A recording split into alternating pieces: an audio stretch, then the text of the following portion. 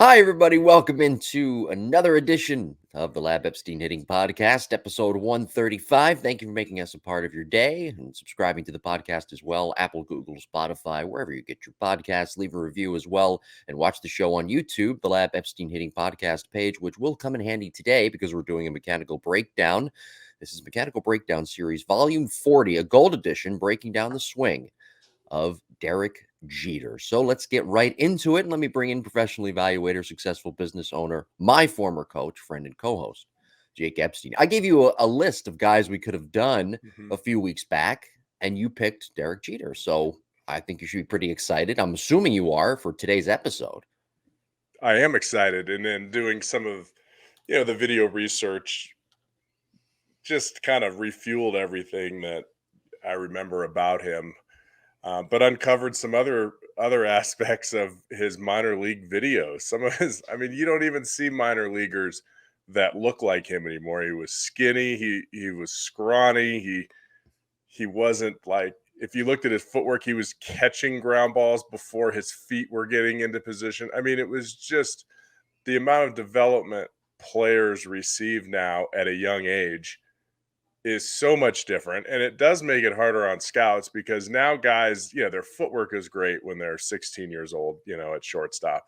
Their arms are great. Yeah, they hit the ball, but you really have to see them in games, and it's mind-blowing to watch some of Jeter's scouting video, and I urge you to do that. I urge everybody to dig some of his minor league video up and some of the swings he takes, and he's hitting the ball like 80 miles an hour off the bat, 85 miles an hour bat. It's just such a different game, but somebody somewhere saw something so special from a tall, lanky 6'4" shortstop that has this special knack of performing at his best when times are toughest. And I don't think you can teach that. That is something that some guys have, and they're able to slow the game down and they're able to flourish in the moment. And he might be the best of them all. It's interesting with Jeter. Back in his day, you remember some of the superstars that were playing around him, Manny Ramirez, Alex Rodriguez, just to name a couple. They were always booed, and a lot of people said some bad things about them. They were hated. I mean, I know it's a Yeah. strong word, but they were hated. They were, and you look at today's superstars, Bryce Harper, Manny Machado, those guys, they Yeah. go to every ballpark outside their home ballpark and they get booed. They're hated. But when you look at Derek Jeter and you think back to him as a superstar, and I mentioned all those guys, they're superstars, not just regular major league players who didn't always get booed or would get booed, but it'd be a smattering of boos. It wouldn't be Yeah. full-fledged boos. When you looked at Derek Jeter, though, when he was on the road, he certainly would get booed. But even with Boston and their fan base, I Right. can't think of another guy, maybe Ken Griffey Jr., who was a superstar like Derek Jeter, Hmm. who was just universally loved. Everybody loved Derek Jeter and respected his game, what he did on and off the field. Yeah, you're right. And he didn't. In Boston, that would be probably the one place he would have gotten some booze, but nothing like when A-Rod stepped up, Right. in the box. So Yeah. yeah, just an interesting guy. There was one of the clips I saw was I think Burt Blyleven, and I don't know what year this was, maybe the early 2000s or the late 90s, and he said he's just a clean cut, hardworking kid that enjoys playing baseball, and you can see it out there. When he would play and he would hit, he was thoroughly enjoying himself playing the game. And I think sometimes players get caught in the moment of I have to perform for my teammates or for my team or for myself or for the fans instead of just doing what they grew up doing. Is just the stadium now has three decks on it, and I think sometimes that's really hard for players. But Jeter was he was he just held himself well. He didn't say anything. I don't know what kind of bad sound bites you ever got from him. His personal life somehow stayed out of the New York press for the most part. He admitted, though, a while on his documentary series on Mhm. ESPN that if Instagram and all these things were around back then, Yeah, his personal life would have been more on display. yeah, Although I don't know because here's the thing about that too, because Jeter's really smart. yeah, He would have found a way and used logic to work around that because there were yeah, cameras back then too, and he went to clubs in New York and he yeah, hung out with sure, a couple of celebrities. yeah. I think he would have figured out a way not to. Look at Aaron Judge, for example, right? Yeah. He's the same thing. There's all these cameras around Aaron Judge, and you never see Judge slip up in public. No. I don't know. And maybe the New York press wants to keep their heroes. That's true too. Good And point. that could be, but yeah, I mean, and he wasn't married. It's not like he was Right. doing anything he shouldn't be doing. He was a single guy in New York, and Hmm. he performed every day, and he dated, whoever he wanted to date. But it's not like he was sneaking around. Right. It's not like that was ever going to be an issue with him. So anyway, just he lived a very good New York life, and he is well deserved too. The guy pretty much took that franchise and kept them relevant for a long time. And it's Yeah. just now they're kind of digging out of that with Judge, and they're able to get to the postseason consistently. Well, I don't know about that because the Yankees now, they have a lot of holes in their pitching staff. Everybody's getting hurt. Yeah, they What's did get going some on there? injuries. Yeah, Everybody's getting hurt. They're down to 2 guys now, the Yankees pitching staff. Everybody's getting hurt. A lot of people are getting hurt in spring training this year, yeah. by the way. Um, Also, yeah, be sure to subscribe to the podcast again, Apple, Google, Spotify. We've got some good topics coming up, and watch the show on YouTube, the Lab Epstein Hitting Podcast page. You can see our beautiful faces. Although when I saw Jake today, I asked him how the lighting on my end looks, and he says it looks good. And usually you look horrible, and he said it with a straight face. So I have I have good practice. It's just it's more incentive for all of you listeners to actually watch this episode on on that's YouTube to right. see how good Jim looks. See how good I And look today, as and compared to previous here, episodes where I'm really ugly, as Jake apparently, said. yes, yeah. That's what you said, brother. I didn't. I'm not, you said it, I not did me. say it. You're right. We got some good topics coming up in the coming weeks. Next week, we're talking about managing expectations. That'll be fun because Major League Baseball is starting up this week, and that'll be the first weekend of live, actual Major League games. And managing expectations is a topic that stretches across high school, college, pro. So we'll be talking about that next week, episode 136. Again, subscribe to the YouTube page. Watch the show on YouTube, the Lab Epstein Hitting Podcast page, and subscribe on the audio side. All right, a couple of things I do want to get to. Saw some things on Twitter this week. Hashtag cancel spring training. Speaking of all these injuries, I saw John Smoltz. He made a comment that got people into not so much an uproar, but they tried to make John Smoltz out to be an idiot, and I want to make those people now out to be an idiot. But I want to talk first about Shohei Ohtani, and I want to get your opinion on this in the World Baseball Classic that just ended, and what better way to end it too, with Ohtani on the mound, Mike Trout in the box at the plate, two of the best players, arguably, on their respective teams. It's kind of hard to believe too that those two players are on the same Major League Baseball team and they haven't made the playoffs in years, and the Angels probably aren't going to make the playoffs this year. It's amazing to me. It's astounding that those two guys are on the same team and they're not going to the postseason. They haven't been to the postseason, probably won't go this year. Nevertheless, though, besides the point, with Shohei Ohtani, we did a mechanical breakdown on him a couple of years ago. And the one thing, and I said this, scouts talked about Shohei Ohtani and said he probably wasn't going to be a very good hitter at the major league level, probably just a one-way player, which would have been him as a pitcher.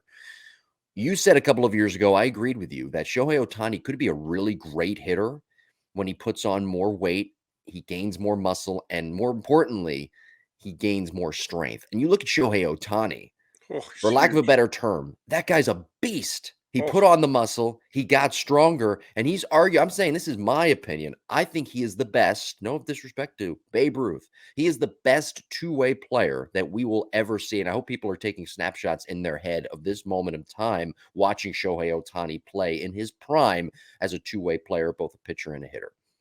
yeah. I don't. It's almost like his shoulders grew 6 inches in width since the Yeah. time he came up. He is so big and strong. And by the way, fast. I mean, Yeah. he beat out a routine ground ball to the second baseman who's playing deep in the World Baseball Classic. He beat it out. The guy runs. He's so fast. He's so athletic. He's not getting hurt. He's going full speed. Maybe he's on a different program than everybody else is. Maybe everybody's pitching program needs a little bit more maintenance to it, and a little bit less whatever's going on, with all these pitchers getting hurt. I'm obviously not a pitching expert, but we are seeing a lot of that, the last few years. So But getting back to Ohtani, he is fantastic. He is great. And honestly, when I first saw a swing, I was like, I don't know. He finds barrels. He's kind of it's kind of funny looking. His lower body stretches out, and But I'll tell you what, the dude creates some serious bat speed, and his timing is very, very good. So his swing plane doesn't have to be perfect. It's just kind of that. That's how it is.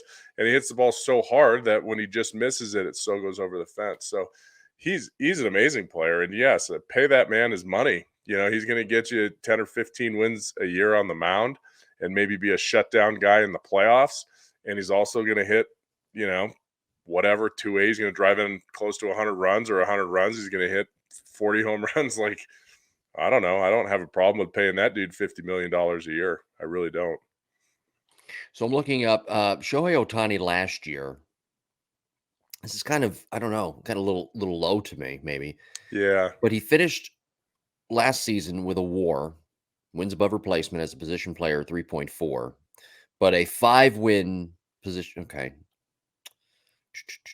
So his WAR last year as a position player was 3.4. I don't know. I'm looking up what his WAR would have been if you're into that sort of thing. What his Yeah, WAR with would have both. been as a two-way player last year. All right, I can't find it. It was Yeah, I don't 3.4 know if I've last seen year. that stat. They should make it. Yeah. It was 4.9 in 2021. But still seems kind of low for Shohei Ohtani, right? And you mentioned, 15 wins on the mound, and then as an offensive player, something I don't know. Maybe they had the analytical departments haven't crunched the numbers yet. Yeah, I mean, offensively, he's he's he's good, right? But I don't, you know, he's not like what did he hit? What did he last year? So I was pretty close last year. He hit 34 home runs. Hmm. He had 666 at bats. That's a full season right there. So he struck out 160 times. He had 273, good year, 95 runs batted in. That's a solid year. The year before, he hit 46 home runs and hit 257. Right, struck out almost 190 times. So, I mean, he's he's not the best offensive player in the league, but the fact that the dude, you know, goes out and wins 15 games a year makes it unbelievable. Meaning he's going to hit in the middle of the lineup of any team out there. It really is amazing what he's able to do. Yeah. And he doesn't really take batting practice on the field much. He takes it in the tunnel, he takes it off a machine, and he's so smooth and dedicated to his craft. I mean, you have to be super organized, right, to be a two-way player. I don't know. I can't wait to see where he ends up and how much money he gets Do because you he's worth it. think? He's sturdy too. I mean, I guess Yeah, he was hurt pitching a couple years ago, but I he don't know. needed Tommy John, right? Right. Do Once you you get that, you got 6 good years again, right? right? Everybody's got to blow out their elbow. Right. Just ask the Nationals. Cade Cavalli, Steven Yeah, Strasburg, right? yeah. Everybody blows. Then you Happens. get 5 good You years hate to after. say that, but it's like, it happens. What are you gonna do? You throw that hard, it's gonna go. What do you think with Otani? I would love to. Yeah, I know you don't know you don't know his mindset, right? Or yeah, I mean, you may have a glimpse of his mindset. We don't know what's in his mind, but do you think he just has? So you have to look at it from this perspective. He probably has so much fun as a two-way player. He probably doesn't look at it like, okay, I have to do or a list of things that he has to do, cross off to get prepared for his next start or get prepared to face a certain pitcher that night. I mean, he probably says, okay, on this date, I'm scheduled to pitch. And then he looks forward to that. And then the next day, it's probably what I'm trying to say is it's just fun, compounding with more fun. He doesn't look at this like I have to get prepared for this. I'm sure he does get prepared and knows how to get prepared. And it's yeah. obvious that he does because he's so mobile and so flexible. But the mindset, it just has to be something that is extraordinary. And we don't see it every day from Yeah, any I don't player. I don't I don't know. I wish I knew what it was. Is he so relaxed that it's, "Oh, I'm pitching in 2 days," but he's not sitting through a 2-hour pitching meeting, Right. where he's got Right. all this stuff going through his head, and maybe he's not going through a 2-hour hitters meeting either because 'cause he's gotta throw a bullpen or he's gotta stay sharp. I wonder if it's just old school, like, "Hey, you're hitting tonight, and you're gonna pitch every every 5 days." And he's Mhm. like, "Okay, like, I'm good with that." there was something I saw about, does the Japanese national, the World Baseball, their national team, are they into analytics as much as, the Mhm. U.S. team? You touched on that last week, and I would be hard pressed to think that the Japanese weren't pretty sharp with their analytics stuff, but maybe I could be wrong there, and maybe Shohei's just kind of like a ball player, Right. which is what it is. I have a player from Colorado that I trained since he was a young kid. Anyway, the Brewers, we drafted him 2 years ago. He's big. He's a two-way guy. So the reason he signed with the Brewers is because they let him hit. It was because he throws really hard. He's 6'7" or six. I think he's 6'7" now. Anyway, but he hit like 99 or 100 miles an hour the other day, like on Mhm. the mound. And I'm like, they're not gonna let you hit anymore. And he's like, all I want to do is be Shohei.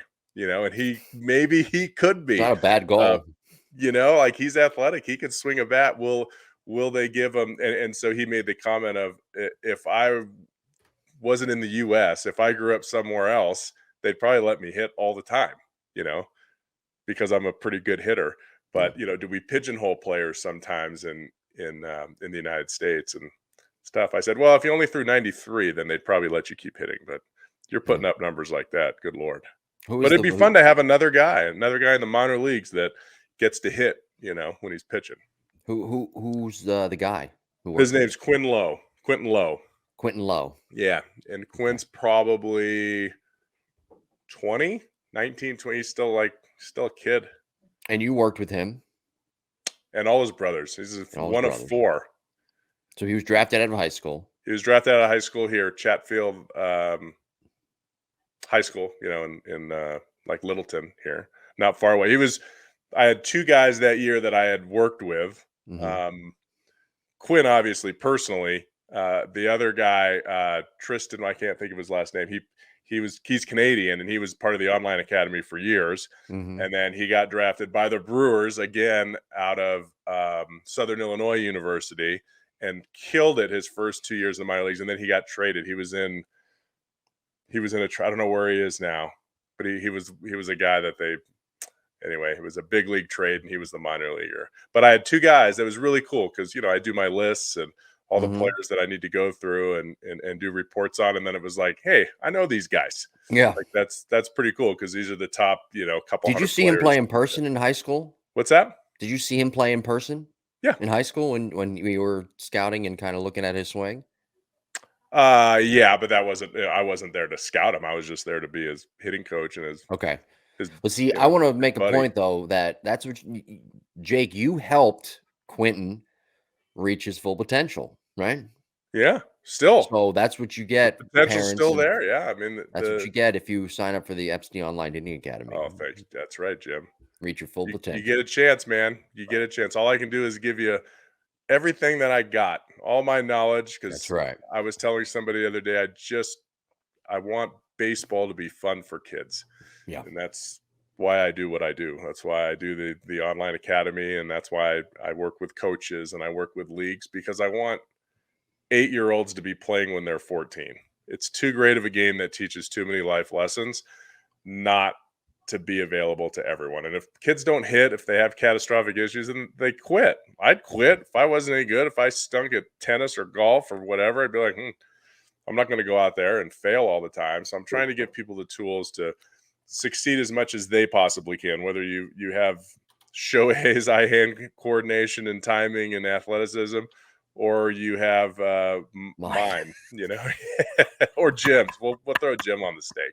You know, you go where you go, right? If your ceiling is high school baseball, man, I want you to play high school baseball. If your ceiling is Division 3, I want you to play Division 3. If your ceiling is to be a major leaguer, then that's what we're trying to reach. So and softball too, if same thing. 100%. Yeah. Mhm. There's a Mhm. girl that we just started with, who you've probably seen. She's on social media a lot.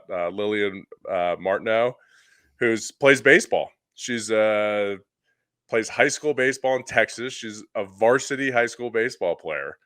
Decided not to play softball. Her sister plays softball, and she can swing it. She absolutely can swing it, and she works her tail off. And it's like, if I can give her one thing to make her a little bit better, that's what I'm doing. Because she had a great swing, and we're trying to clean up one little move. And definitely check out our Twitter page at Epstein Hitting, because we're kind of working through the online stuff, like, updates on how she's going to accomplish controlling her barrel a little bit more.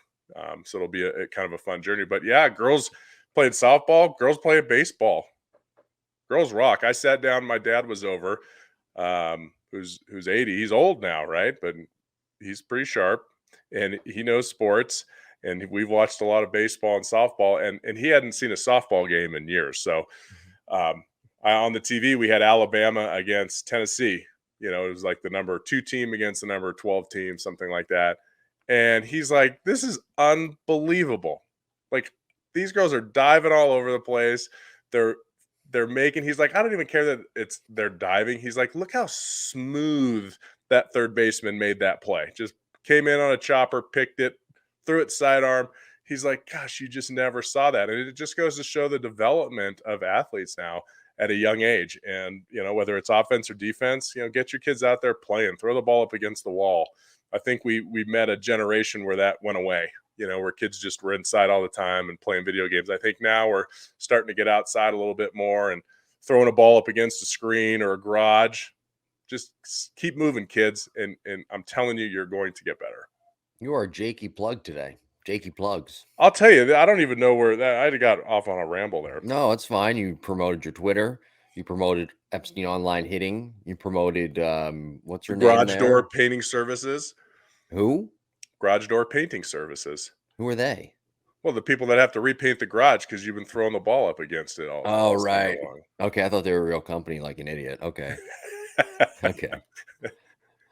By the way, speaking of Alabama, join Cassie Riley Bosha and iCross Functionality, a new episode this Wednesday, where we talk about players feeding the mistake. You want to know what that means? You want to know what we actually are going to talk about and the points we're going to make when it comes to that? You're going to have to listen on Wednesday. Sorry. Wednesday at 9 a.m., Apple, Google, Spotify, wherever you get your podcast, and the Softball Strength Academy YouTube page to watch the show. By the way, I don't know if you saw the comment on Twitter about John Smoltz. He was the color commentator for the World Baseball Classic, and he made a comment, I think it was in the championship game, about how the USA, he knew going in, the United States, was going to have to score more runs or outscore their opponent to win.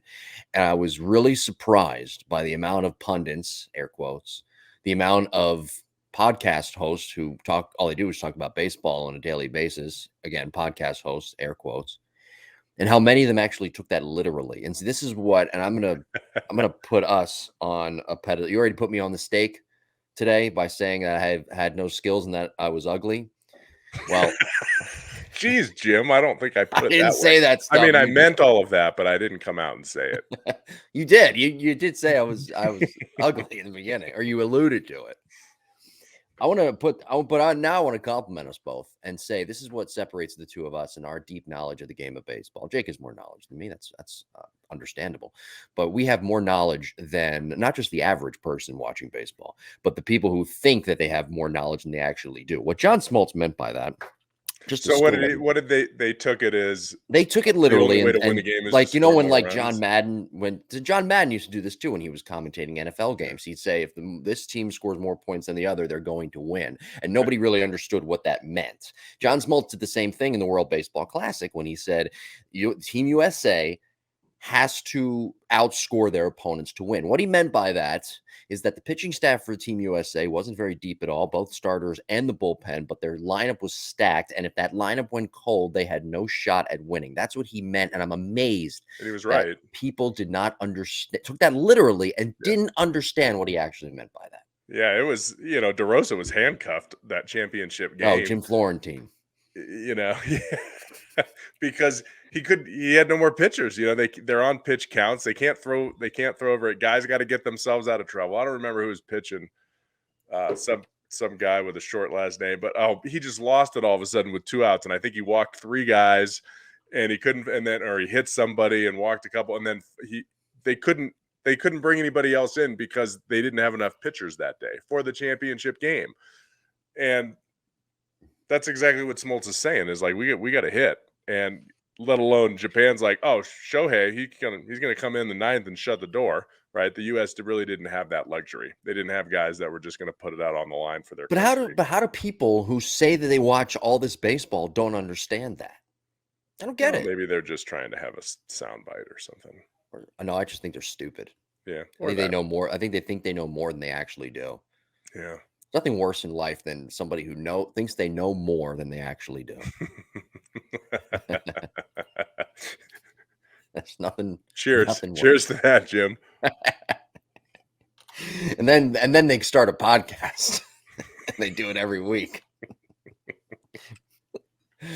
So I just want to throw that message out there on a more serious note that Jake and I know a lot more than all of you out there. Sorry. It's well for those Our kind of it's feel. baseball and softball knowledge, quite frankly, is 10 times deeper than any of you combined.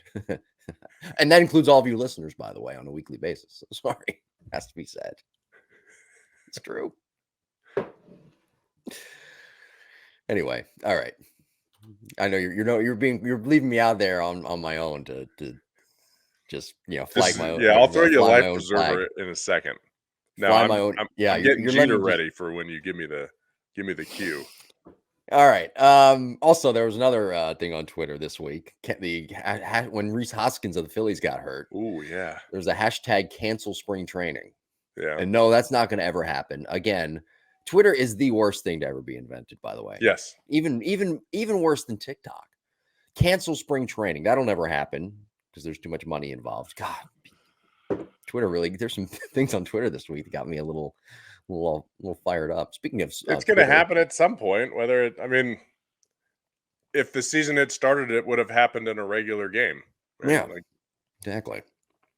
Those non-contact injuries, yeah, those you can't. If a guy gets hit in the hand, yeah, then you may have like an face, Altuve in the World Baseball Classic. You yeah, may have an argument, but if it's a non-contact injury, yeah. then you just everybody's homework assignment this week: learn one thing about the game of baseball that you didn't know, and come back ready to go next week. And that includes everybody on Twitter. Everyone. Everyone on Twitter. By the way, you can follow us on Twitter at Jim Tara and at Epstein Hitting on both Twitter and Instagram. So give us a follow, give us a like, and then when you follow us, you'll actually learn something tangible about baseball. We do have a listener question we have to get to, and it's a good one. It has I to like do. listener questions. It has to do with the World Baseball Classic, actually. So this question this week comes to us from Bill. Hello, Bill. Sent to us via Jimbo Podcast 21 at gmail.com. Bill writes, hi, guys, watching the World Baseball Classic and seeing how many good players, both pitchers and hitters, were on Team Japan. Why don't more Japanese hitters get signed by major league teams besides the 2 or 3 that come over to the United States annually? Not sure there's a definitive answer to this, but thought I'd pass the question along. Great show every week. Thanks. And that comes to us from Bill. He didn't say where he was from. That's okay. But that comes to us again from Bill, sent to us via Jimbo Podcast 21 at gmail.com. Jake, what's the answer? Well, I don't know, but I like some of those Japanese hitters. I'm with Bill. God, their rhythm. And for years, the Japanese players have kind of always had their hands out, bat vertical, and a very slow early rhythm, right? With the leg kick, and they will turn in. It's just what they're taught at a young age. Talk about development. They don't mess around with development in Japan. So why aren't there more? Well, a lot of times it's not like signing a free agent or drafting someone. They have to go through the professional clubs. So they have to pay the professional clubs and they have to pay the athletes. So sometimes that risk is a little bit greater if you don't know for sure. So I think that the fact that some guys are outliers and they shine above and beyond most, those are the guys that come over. And the Mhm. people that are maybe on the cusp that they don't know about, they're going to give those guys a couple more years before they, essentially buy their contracts out from the Japanese organization. So that would be my best take on it, on Yeah, why that that's the doesn't what happen. that's something that can't be glossed over either.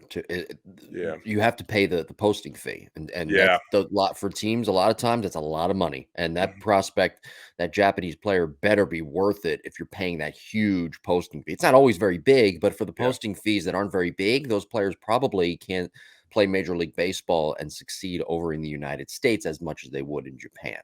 Yeah. But I think the talent pool in Japan's fantastic. I think they do a great job of developing. It's one of the why are there so many great major leaguers that come from the Dominican and come from, Venezuela, even though the pools, or even Puerto Rico, right? There's not a Right. ton of players in those, or there's not a huge population in those countries. Well, that's the main sport. Why are soccer players in Europe so great? Because they don't play American football, and there's not a lot of like basketball that goes on. So the best athletes at a young age start playing that sport. And I think in Japan, you're getting that. You're getting baseball is one of the main sports there, and so you're getting the top tier athletes. I mean, I think I commented the other day. I think it was Shohei was Sadaharu O. They took a picture together, and I think O could have fit in Shohei's hand. I mean, he looked like a little, he's an all-time home run hitter. This guy, I don't care In where it Japan, is. You right. still got to square up a ball and hit it pretty far to get it over a fence.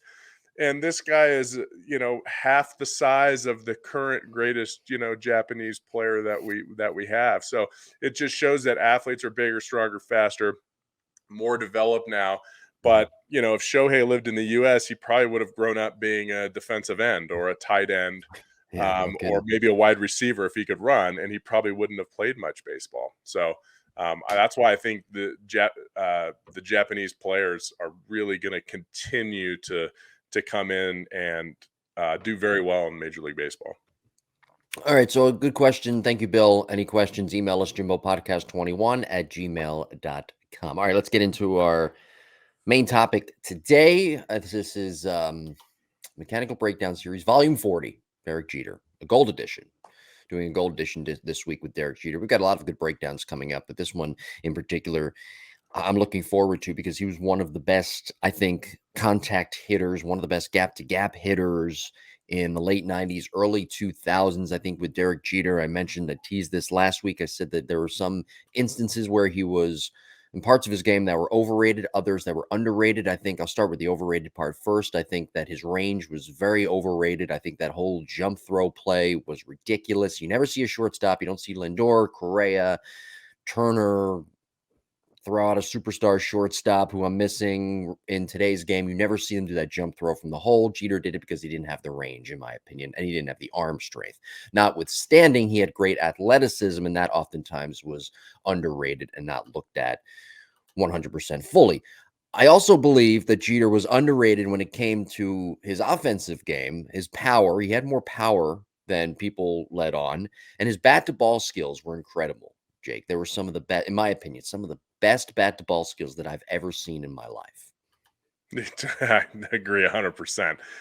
Pitches, I mean, he would take pitches. He cheated so much to hit balls away, but he Mhm. could still get two pitches in. It wasn't always pretty, but he could still get to them, and he could still get barrel to them. And um, he had great instincts. He had great instincts. He saw that pitch out of the hand well. His motor skills were impressive, and I would totally agree with the bat to ball skills. And he was whippy. Like, people don't Yeah. realize he was whippy, and he was built for whip, right? He's 6'4", 200 pounds, um, lanky, and he really hit the ball out in front. When people look and they say, "Oh, Derek Jeter hit the ball, deep in the zone and went to right field," it wasn't always that deep. Yes, he hit the ball to right field, but he wasn't always, hitting it off of his back hip. He was just set up that way. So, in fact, the video we're going to look at here is a pitch away that he hits over the fence into right field. It was elevated a little bit. Um, and that was his game. He just loved right center field. He had so much time that with two strikes, if he could sit on breaking balls, he could still get jammed and hit a fastball into right field. And he had no Mhm. problem doing that. He found a way to get on base, and maybe that's why he was so clutch, was because he had that confidence in himself. What do you make of his hands and his stance change? When he was an amateur, when he was in the minor leagues, his hands his were next to his back right shoulder. He was a right-handed Mhm. batter next to his back right shoulder. And then he moved his hands up. And he talked about in his book a little bit about why he made that change because he wanted to be straighter to the baseball. Mhm. That's not an easy change to make. You make that change when you Yeah. get to the professional level as an 18, 19, 20, 21-year-old kid. He made that change actually prior, I think it was, to the 1996 season. So he already had a taste of playing in the Mhm. major leagues. What do you make of that change? Because that, again, to me, it seems like a small change, but it's a bigger change than what people lead it on to be. I think he felt stronger there. I think you get Mhm. your hands up there, and he was a guy that thought about really pulling, and we'll see that here, pulling his hands forward, which I don't know how many times on Twitter yesterday I saw players, oh, you gotta turn, and the hands don't do anything, and I'm just like, God, what are we looking at? And like, go spend a day at a major league field and listen to major leaguers talk. Right. It's like, in fact, I saw Shohei Ohtani, who swings up a ton, in the on deck circle, taking a stride and chopping down in Mhm. the on deck circle. He doesn't even stride or swing down when he gets in the batter's box. Like, it is, but Right. that's his feel, right? That's what he's working on. So I think with Jeter, he really liked to set his hands. I think when he got his hands up, almost like a golfer sets their hands at the top. It's an interesting move because it's almost like a cast, but then he resets it with Mhm. his hands and the bat. And it's why he was so whippy. And when he did get balls out in front, he hit balls far. Like, he hit the ball over 400 feet when he would actually pull it and get his bat head to release. And so he set that up. So maybe it was a feel. Probably not a huge difference if you were to look at his launch position when he was 20, 21 versus, when he was 35. I bet that at heel plant, his hands were probably in a similar spot. I just think he kind of loaded them up a little bit more, which a lot of guys do. If you look at Matt Olson, uh, for the Braves, he starts with his hands way out over home plate, and then he lifts them way up over his head during his load process. Mhm. And it's like, well, you would never think he got his hands there unless you slowed it down. I think Jeter was probably the same way. It made him feel stronger because he was a thrower. He was a guy that tried to throw the barrel out there. And sometimes, when you lift your hands a little bit in the load, it gives you that feel.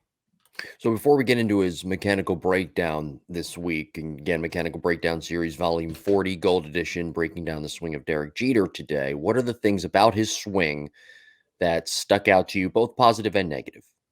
Um, Mechanically, he had closed down with his stance. So that's one thing that he set up. His front foot always came in towards the plate when he Mhm. landed. His front shoulder stayed in very, very well, probably because his hands were up a little higher and he was thinking right field. And then probably the last thing was he really did lead with the knob. He gets his hands in front of his body, even though, like, this pitch he hits out to right field.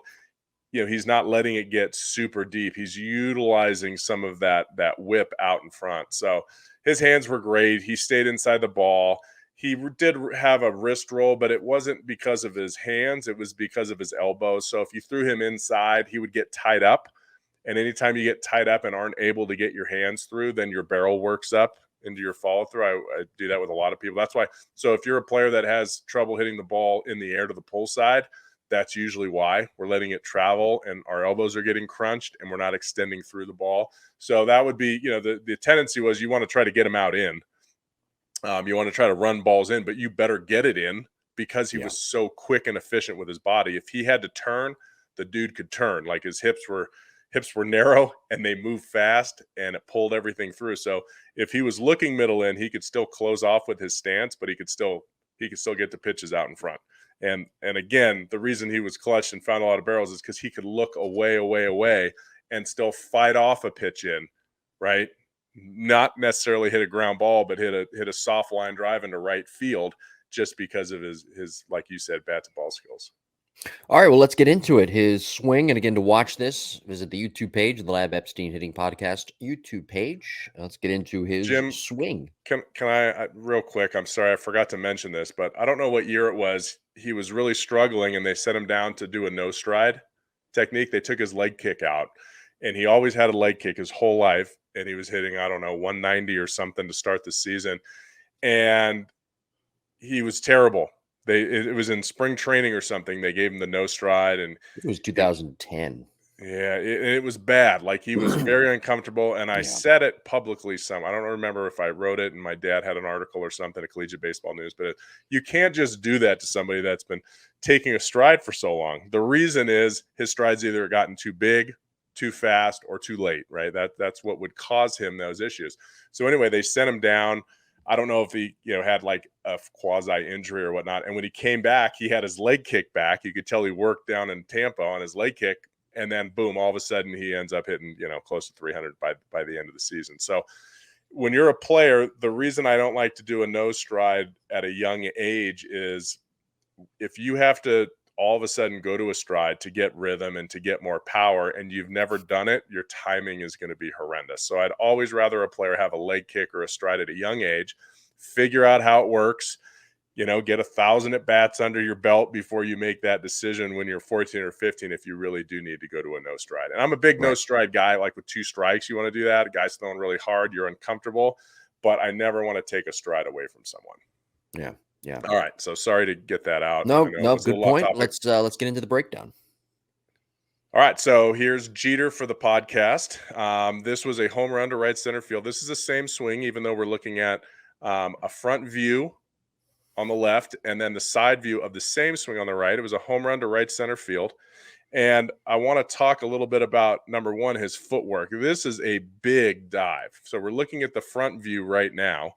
Look at the catcher start with his glove up and then go down. How different is that than today, where they start with it on the ground? Okay, I digress. But as Jeter comes down out of his stride, look how quiet the number 2 is on his back. Okay, as he's planting his foot, I would say 90% of amateur players that I see and work with do not keep their shoulders quiet like this as they're swinging. Okay, those shoulders are starting to turn usually as the foot's coming down, and that creates a lot of problem for adjustability and for creating separation. So there's Jeter at toe touch. You can see his heel line is almost facing right the second baseman, maybe the 3-4 hole, something like that. That's where his body's facing. That's where his foot line is facing. He gets to heel plant, and you can see him sink into his front hip. Okay, so that's why it works. I'm going to highlight his left hip here. From toe touch to heel plant, look how much his hip starts to rotate back. Okay, at the same time, look how we could still see the number 2. It hasn't really changed much, has it? Okay, that's where your initial power source comes from. And again, he was built for that. I remember Ted Williams saying, telling my dad that, guys that are tall and lanky, they're going to get more torque. They're going to have a bigger torque angle. Guys that are stockier, they're not going to have as much, but those muscles are tighter and they're going to explode more. Okay. So somebody like Jeter versus, I'll use, I don't know, like Schwarber, for Donaldson. instance, right? Okay. Yeah, Yeah. we use Schwarber, Yeah. who's thick, and he's not going to get this kind of separation and flexibility out of his body. But what he doesn't need, he has so much strength. Schwarber, it doesn't matter. All right, so there's his launch position. Excellent. You can see his hands kind of up by his ear, which we see on the right. I'm going to try to take that swing on the right, the side view. That's probably the same position right there at heel plant. Okay, one thing you notice is his angle between, and this is not something that I would teach, okay, the angle between his bat, trying to draw it in here, okay, I'll try to do a better job. Okay, his bat and his forearm is a pretty big angle. Okay, it's 128 degrees. Most major league players are 90 or less in this position. Okay, that bat is almost wrapped around their head. So why is this good or why is it bad? Well, if it moved back from here, if it started at 90 degrees and then it went to 128, that would be really bad. But he's going to go from 128. Now watch him. We're looking at the side view now. Watch him pull that knob forward and watch his elbow get in front of his Yankee emblem on the front of his shirt. So then as he pulls his hands forward, if we draw a line through his forearm and the bat, I mean, it's a different view, but you can see how much tighter that angle is. So that's like a golfer. That's what a golfer does, where they hinge their wrists kind of on the downswing and they create tension. So notice how far out in front the knob is of his body in this position. This is amazing. Look how short the barrel is. I mean, the barrel's only like 10 inches behind his back.